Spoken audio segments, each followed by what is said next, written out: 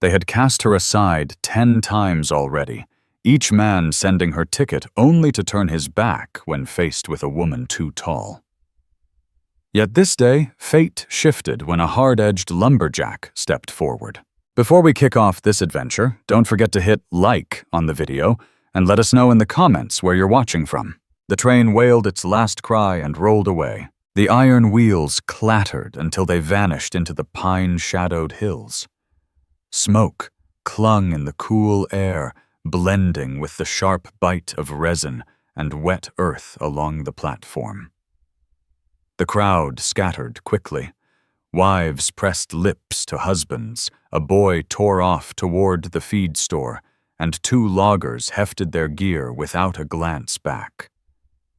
Josie Bell stood alone.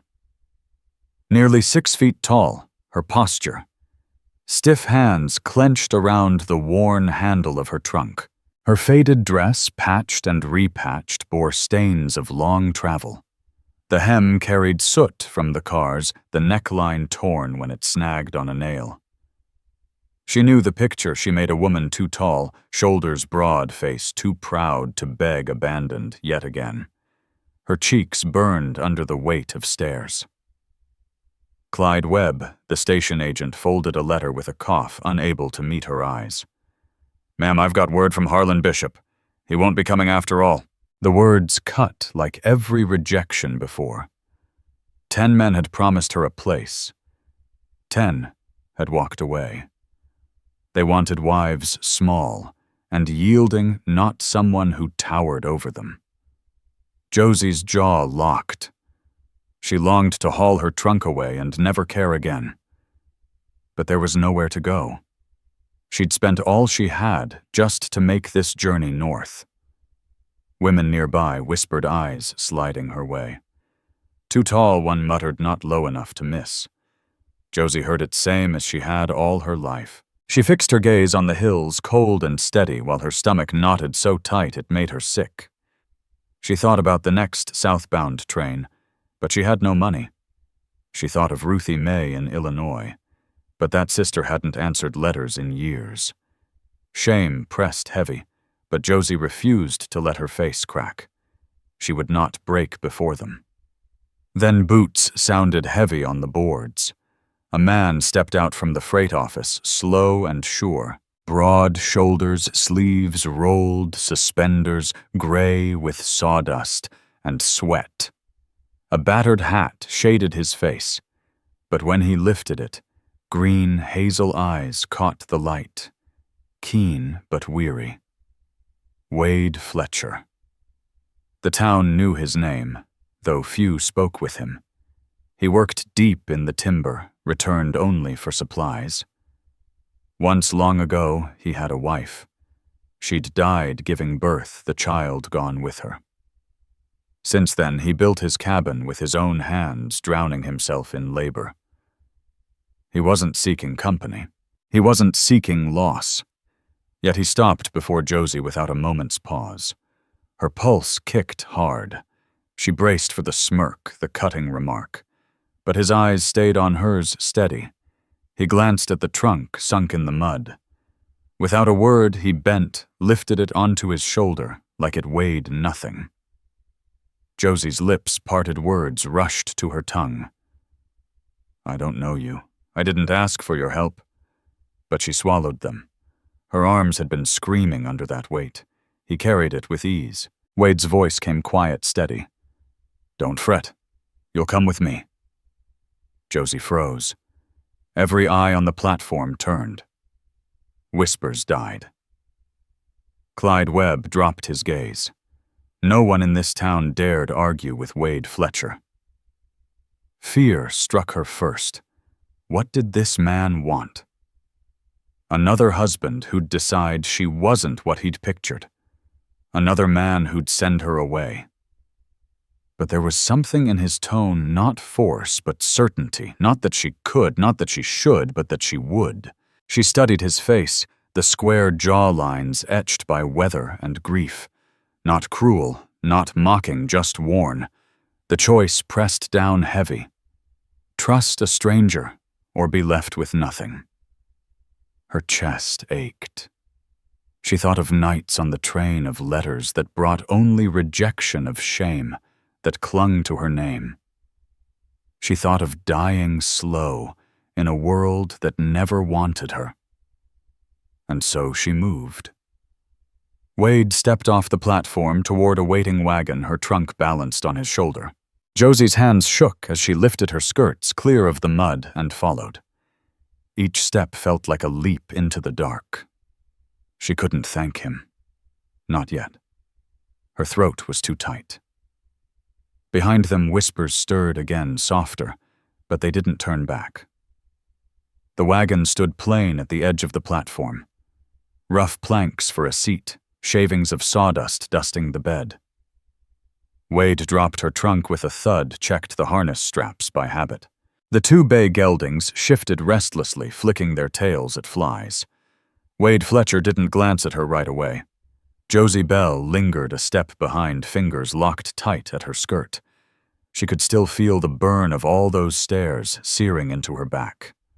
She climbed onto the wagon without waiting for permission, choosing a hard plank seat instead of walking into nowhere.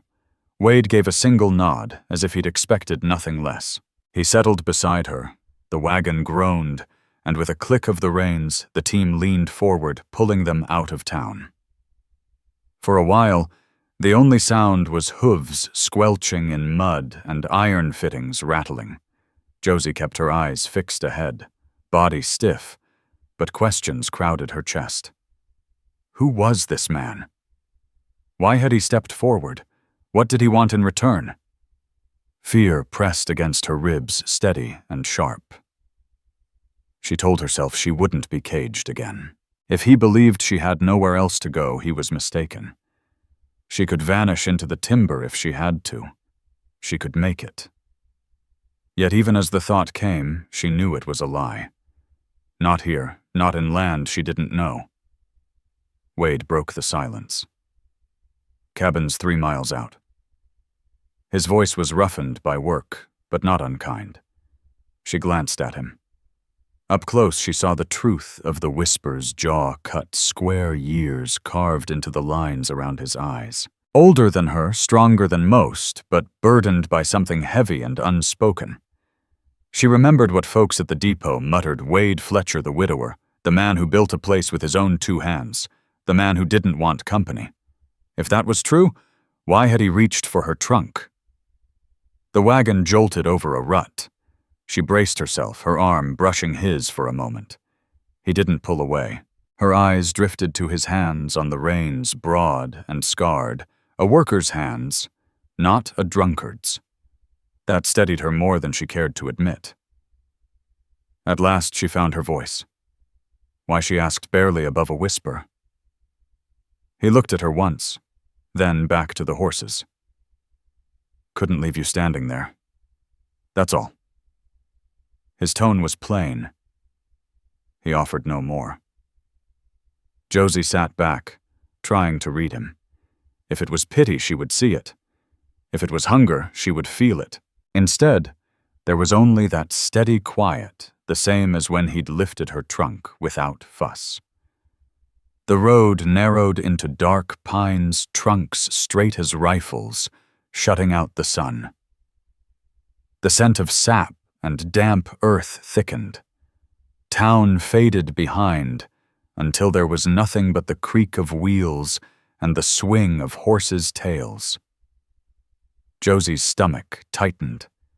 She realized just how alone she was, her and this man she didn't know, the woods closing in. Her throat tightened, but silence felt more dangerous than words. You live out here then, she pressed. He guided the team around a fallen branch. Built it myself. Don't keep much company. She studied his profile, sharp in the fading light. So I'll be the first. His grip tightened briefly on the reins. First in a long while. He left it at that. The wagon rattled onto a rougher track. The geldings leaned harder. Josie searched the trees for a sign of what lay ahead. At last, the woods opened into a clearing. A cabin stood square and solid roof pitched against storms, stacks of cut wood piled neat under a lean-to. An empty chicken pen waited. Smoke curled faint from a stone chimney. Her heart thudded. It wasn't a grand house, but every board bore the mark of a man's labor. Wade halted. The wagon climbed down and hefted her trunk. Josie hesitated, torn between fear of the unknown and relief she wouldn't be left on another platform tonight. He set the trunk in the door, then met her eyes. "You'll have your own room. Lock's inside. Cook if you want, don't if you don't.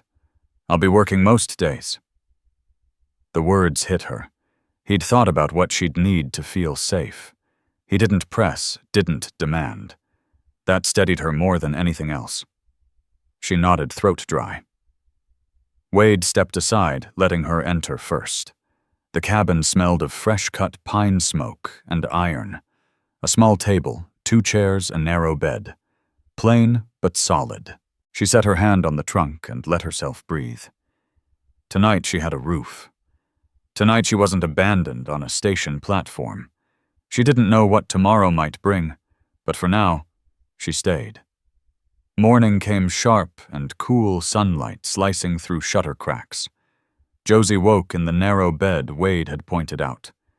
The blanket smelled faintly of pine smoke. She lay still, hearing the rhythm of wood splitting outside. Steady, practiced, not rushed.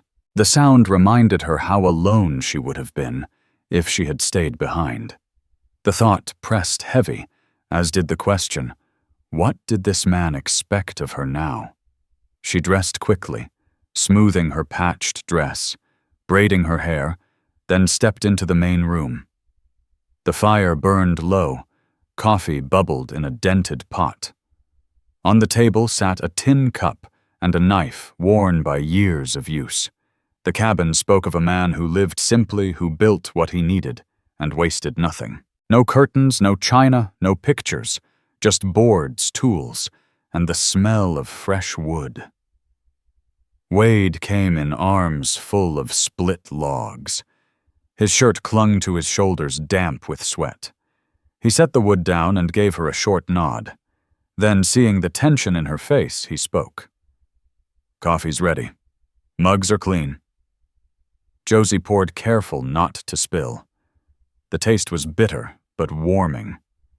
Wade drank, standing, leaning on the wall. Silence stretched until she set her cup down and asked the question that had haunted her since last night. "What is it you want from me?" Her voice was steady, though her stomach churned. He didn't answer right away. He set his cup down, straightened, and looked her square in the eye. "Nothing you don't choose to give," Wade Fletcher said plainly. "You need a roof. I've got one. That's enough for now." Josie Bell studied him, hunting for cracks in his words. Too many men before had promised kindness only to twist it into something else. But his face gave nothing away, weathered, lined with years of labor and grief, but neither sly nor mocking. Her shoulders eased a little, though she hid it. The day moved on into work. Wade hauled a log onto the block, showing her how to set the axe so the grain split clean. She tried once, the handle slipping in her palms. He stepped in close, steadying her grip with one broad, scarred hand. "Let it fall," he murmured. "Don't force it." She tried again, and this time the wood cracked. He stepped back without fuss, though she caught a flicker of approval in his eyes. Later inside, she found one of his shirts draped on a chair, the cuff torn. "Do you mean to keep this?" she asked. He shrugged. "Got plenty like it. Don't toss it if you can mend it." She sat by the window, threading a needle fingers, brushing over the rough fabric as she stitched. Wade sat nearby, carving a nick out of a tool handle with his knife. The cabin filled with the quiet rhythm of work, simple but steady. At midday, she baked cornbread with what she found in a tin beans simmering in a pot. Wade ate without complaint, giving a small nod of thanks. Josie, watching him, wondered if he'd eaten like this for years, every meal alone. No voice to answer his. The thought tugged at her chest in a way she hadn't expected. When dusk came, Wade lit the oil lamp and set it on the table. Shadows stretched warm across the walls. Josie finished the cuff and held it up. "It'll hold for a while longer," she said quietly. He looked at the shirt, then at her. "Thank you." 2 simple words, but they carried weight. Heat rose in her face, though she masked it. She had been turned away too many times, judged for her very build. Yet here even a mended shirt mattered. It was small, but it meant something. Night closed in around the cabin. Wade banked the fire, and Josie sat at the bed's edge, hands folded in her lap. She thought of the depot of whispers, of how easily she could have been left again. And she thought of this man, quiet, scarred by loss, but offering her a place without demand. She didn't know yet if she could trust it, but she knew one thing for certain. For the first time in years, she wasn't completely alone. The days passed steady, until the food Josie had packed in her trunk dwindled, and Wade said they'd ride into town for flour salt and a new saw file. Her stomach tightened at the thought of facing whispers again, but she knew the truth she couldn't hide in the cabin forever. If she was going to live here, she had to face them. That morning she braided her hair tight, washed her dress as best she could, pressed her palms together until the tremor stilled. Wade hitched the team while she wrote a short list of what they needed. He glanced at her once, then back to the horses. "Don't worry," he said. He rarely used many words, but those were the same ones he'd given her at the station. They carried weight now. The ride down felt longer than the one that had first brought her here. Josie's heart hammered with each bend in the trail. She imagined the townsfolk's eyes, the smirks, the jokes. Every refusal, every returned letter replayed in her head. But Wade sat steady beside her, reins firm, unbothered. That calmed her more than she wanted to admit. When their wagon rolled onto the main street, heads turned. Men leaned out of the saloon. Women froze on the boardwalk. Even Amos Crane, the storekeeper, paused at his door. Whispers carried. "That's her. The tall one. The one left behind." Josie's chest burned with shame. She knew too well. She wanted to shrink into the seat, but she forced herself upright. Wade stopped the horses in front of the store and stepped down. He had lifted her trunk once before. Now he reached his hand out to her palm, open. For a moment, she hesitated. If she took it, the whole town would see. If she refused, they'd call her proud cold. She placed her hand in his. His grip was warm, steady, unshaken. He helped her down as though it was the most natural thing in the world. Inside, the air smelled of flour dust and kerosene. Wade asked for what they needed, his voice flat, leaving no room for gossip. Josie stood beside him, aware of every eye. Roy Mason, the camp foreman, leaned against the counter, eyes sliding slow over her height. "Tall drink of water," he muttered, not quite under his breath. Josie's throat tightened. Her body braced for the ridicule she'd lived with all her life. But Wade turned his head slow and sharp. "She's with me," he said. 4 words low and final. Roy Mason said nothing, just shrugged and stepped back. Amos Crane looked down, quick, filling the order. Josie kept herself still, but inside something shifted. Wade hadn't made a scene, hadn't puffed up or thrown fists. He had simply spoken truth, and that was enough. Wade Fletcher had spoken it like plain truth. Josie Bell was his, and that was enough. They left Amos Crane's store with flour salt and a new file. On the way out, Cora Lyle from the boarding house cast Josie a glance, half curious, half gentle. Josie realized then that not every soul in town carried cruelty. Some folks simply waited watching to see what kind of life she and Wade might carve. The ride back was quiet, but not the strained silence of strangers. At last, Josie asked what had gnawed at her since that first day. "Why do they call you a loner? Why keep to yourself?" Wade kept his eyes on the ruts in the road. "Lost my wife, lost the child with her." The words struck like a dull axe. After that, everything felt hollow, easier to stay quiet. Josie's chest tightened. She couldn't answer. His wound lay bare in the open air, plain and raw. She thought of her own past years of judgment refusals, the sting of being treated as less than a woman for what she couldn't change. Her words slipped out before she thought. "Then we're not so different. Folks decided who I was before they ever let me be." Wade cut her a glance, then back to the trail. He said nothing more, but his jaw eased. Something in the space between them shifted. By the time his cabin came into sight, Josie felt less like dead weight, more like a woman stepping toward a place she might belong. That night, after chores and supper, Wade sat across the fire from her, the mended shirt on his back, lamplight flickering across her face. She realized she was waiting for him to look at her, and when he finally did, neither of them looked away. The next morning broke cool and damp mist lying low across the clearing. Wade hefted the cross-cut saw onto the wagon and told her they were heading to the creek landing where the Sawyers were working. He needed to file the teeth and check on a job Roy Mason had asked of him. Josie hesitated when he said she should come along. Fear crept back at the thought of so many men's eyes. But Wade's reply left no space for protest. "Better with me than alone here." His tone held no argument, and she agreed.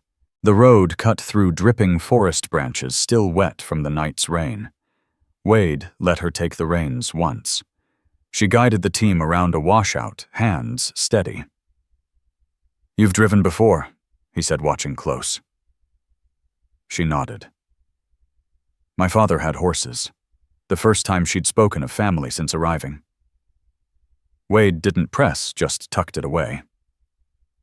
By mid-morning, they reached the creek.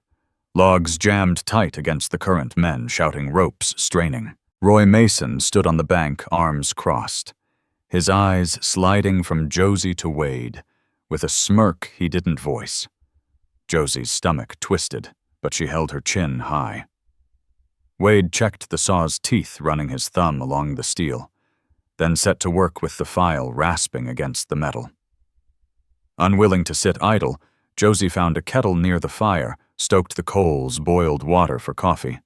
A few men muttered when they noticed her, but others nodded thanks when she filled their cups. The jam worsened, water pressing hard. Josie watched as Wade and Zeke Holt stepped out onto slick bark with their hooks. Every muscle in her went taut. She'd heard of men swallowed whole when the logs rolled. Wade moved steady, balanced like he'd done it all his life, but fear hammered her chest. Then she spotted it, the crossed log locking the whole pile. None of the men had seen it. She cupped her hands and shouted, "There, that one's wedged crosswise!" Her voice carried over the water. Wade turned, saw it, and drove his hook. With Zeke's help, the timber shifted. Water surged, the jam broke loose, rushing downstream in a spray of foam. For a heartbeat, no one spoke. Then Zeke slapped Wade's back and barked a laugh. "Your woman's got sharper eyes than mine." Josie froze, heat flooding her cheeks. She waited for Wade to deny it to set things straight. Instead, he just gave one solid nod. "She does. Final." Roy Mason narrowed his eyes but kept silent. He wasn't foolish enough to challenge Wade in front of the crew. By noon, the work eased. Wade came back to shore boots, soaked shirt clinging to his shoulders. He crouched by the fire, accepted a tin cup of coffee from Josie's hands. Their fingers brushed his warm from labor, hers trembling with adrenaline. He held her gaze a moment longer than usual. She dropped her eyes quick, but not before he caught the flicker of pride in them. As men rested, Roy Mason muttered loud enough for all tall, as a man barking orders like a foreman. "Won't be long before she's running the camp." Laughter rippled. Josie's stomach clenched, shame burning hot. But Wade stood. His voice came calm, even but sharp as an axe blade. "She's with me. Show respect." The laughter died quick. Roy's jaw tightened, but he looked away. Josie's chest eased, though her hands still shook. She'd spent her life standing alone against words like that. For the first time, someone else had stepped in and cut them down. On the ride home that evening, she sat quiet, replaying the day. She thought of Wade striding the logs without fear, how close he'd come to being crushed, and how her voice had carried across the water to warn him. She thought, too, of how he hadn't flinched when Zeke called her his woman, hadn't corrected it. It unsettled Josie Bell, but it warmed her, too. As the wagon jolted toward Wade Fletcher's cabin, she realized she was no longer just a passenger he'd taken out of pity. She had a place in the work, and though she wouldn't dare name it yet, a place beside him. 2 nights after their trip to the landing, the weather turned. Clouds rolled down from the mountains, heavy and black, and by dusk, the wind pressed so hard against the walls that the shutters rattled. Wade came in from the yard, his shoulders soaked, muttering that the lean-to roof was straining against the gusts. Josie had just set a pot of stew to simmer, the scent of onion and beans filling the cabin. She wiped her hands on her apron and said she'd help. He told her to stay inside, but she shook her head. She couldn't sit idle while he braved the storm. They stepped into the yard with a lantern.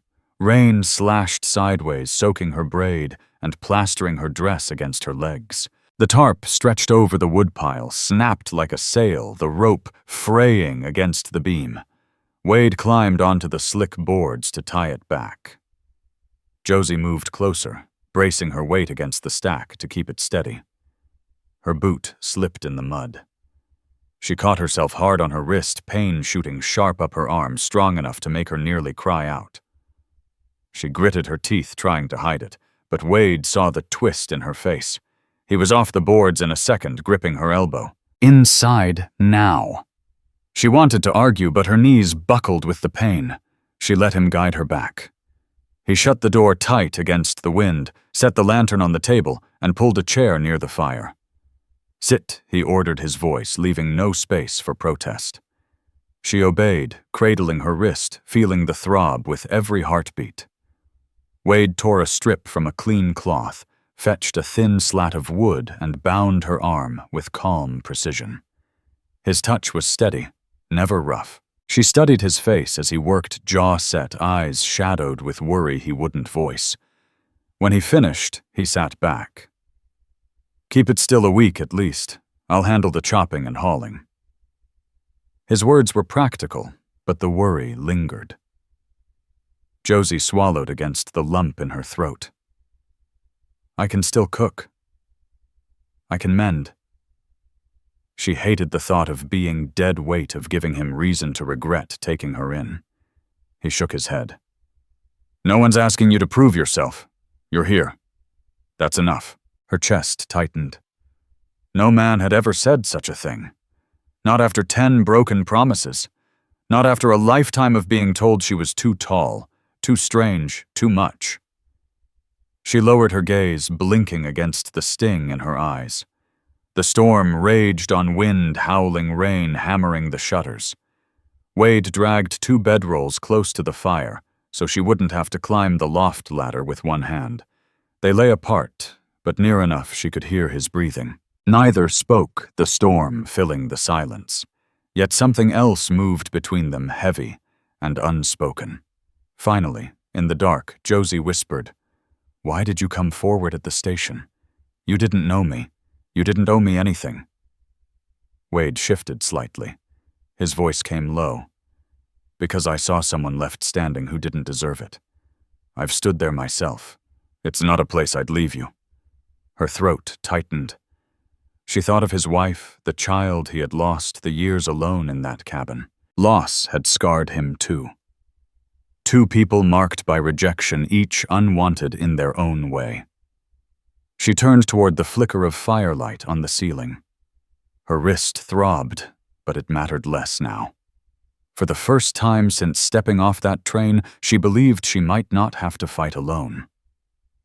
By the time the storm eased, the cabin was warm and still. Wade had already fallen asleep, steady and quiet.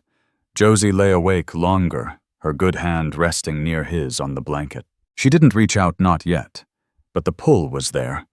Sleep came slow, carrying the thought that after all the shame and fear, this might be the first place she could stay. When dawn broke, the earth was soft and the air clear. The days that followed passed in quiet rhythm. Josie worked with her good hand, clumsy at first, but refusing to sit idle. She pinned her sleeve back, stirred pots, kneaded dough one-handed, even mended tears with a needle pressed between her fingers. Whenever Wade tried to take a task from her, she answered firmly, "I can manage." He didn't argue much, but his eyes measured her strength with quiet worry. Her wrist healed steady. The swelling eased, the pain dulled, and one morning she lifted a bucket without flinching. Wade noticed, though he said nothing. Still, Josie caught the brief softening in his eyes before he looked away. The silence between them grew heavier, not the silence of strangers anymore, but of words unspoken. At night she felt his gaze as she braided her hair in lamplight. In the mornings, she sensed his eyes on her as she bent to tie her boots. When their hands brushed across the table, neither pulled back too quick. Still, the question lingered. What did Wade Fletcher truly mean for her to be here? Shelter company, or something more lasting? On the third Sunday after the storm, he came in from the woodpile, shirt damp with sweat, and stopped at the table where Josie Bell sat shelling beans. He lingered longer than usual, shifting his weight once before steadying himself. She looked up, waiting. His voice came even lower than his habit. "I've been thinking. I don't want you left wondering where you stand, and I won't watch another wagon take you away." He paused, cleared his throat, then met her eyes square. "Stay as my wife. Not as a guest, not from debt. For good." The words fell heavy in the room. Josie's breath caught. She searched his face, expecting pity or desperation, but found neither. He wasn't begging for company. He was laying down plain truth. Her first thought was fear.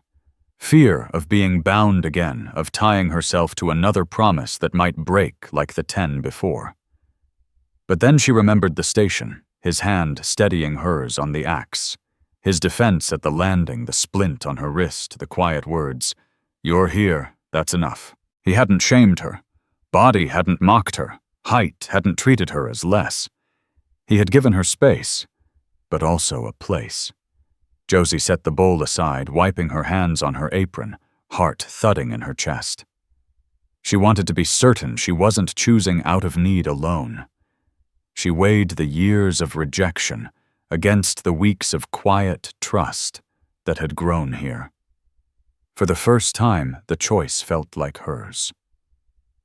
"Yes," she said at last, steady.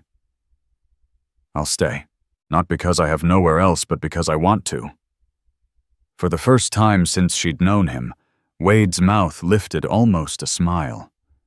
He reached into his pocket and drew out a strip of braided rawhide, simple and worn. "Won't be gold," he said, "but it'll hold until it is."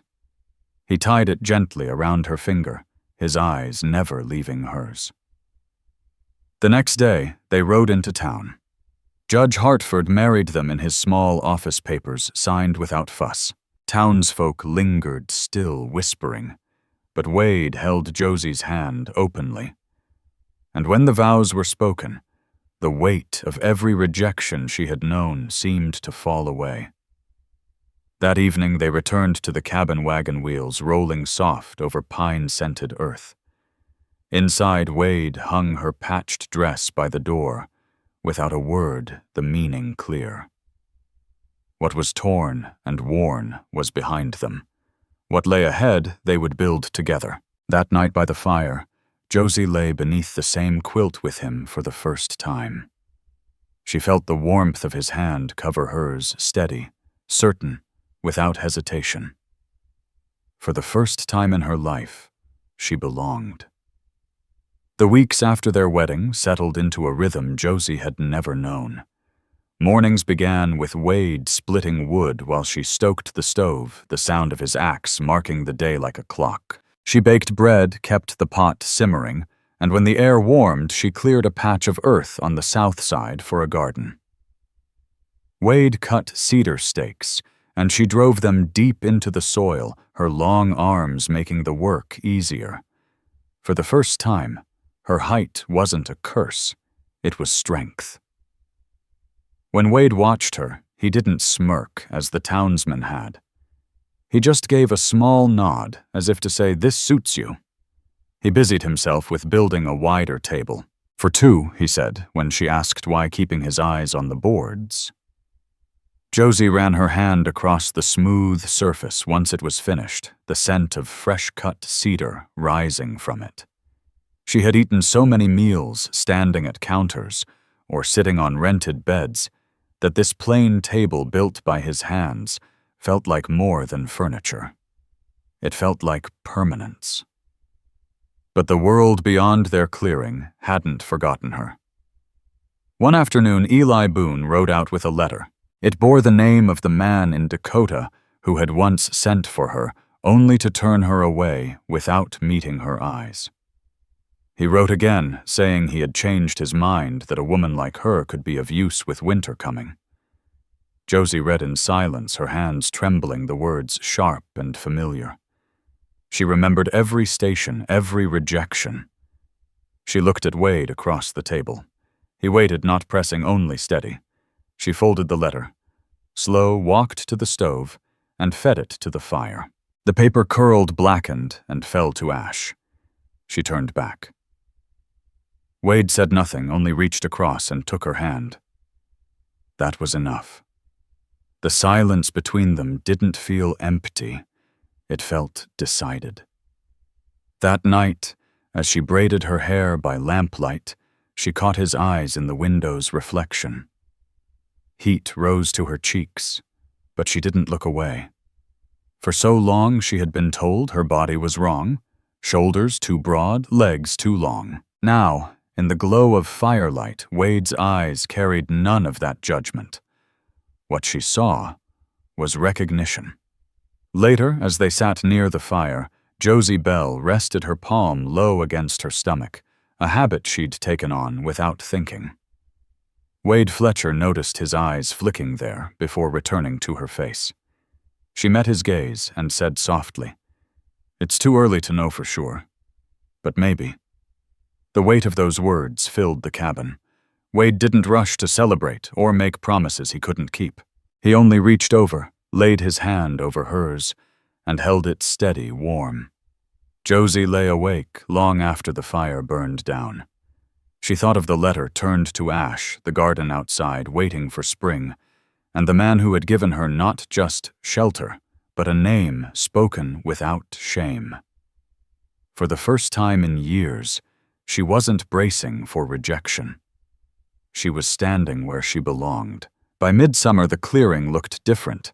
The garden Josie planted stretched tall beans winding up cedar stakes, corn rising in neat rows.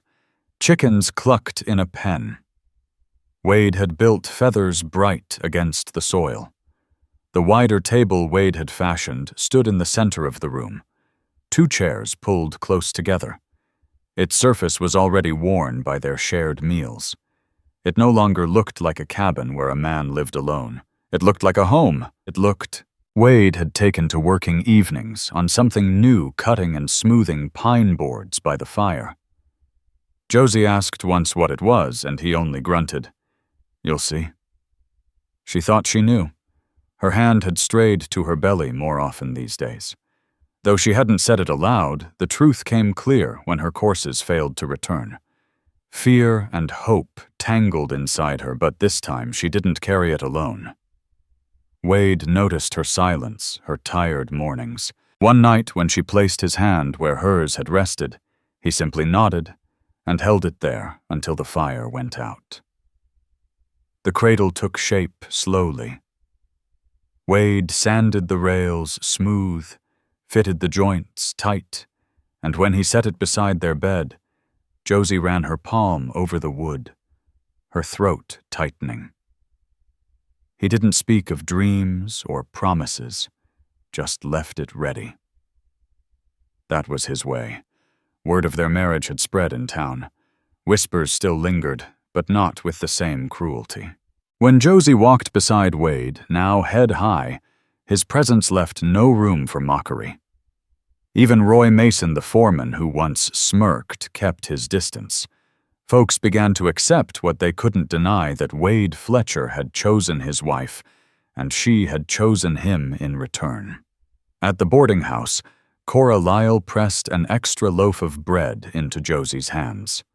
For the first time, she felt a sliver of welcome from the very place where once she'd known only shame. Inside the cabin, the changes ran deeper than timber and stone.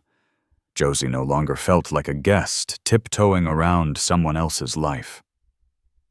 She set her sewing basket by the window, lined jars of herbs on a shelf, hung her shawl on the peg by the door.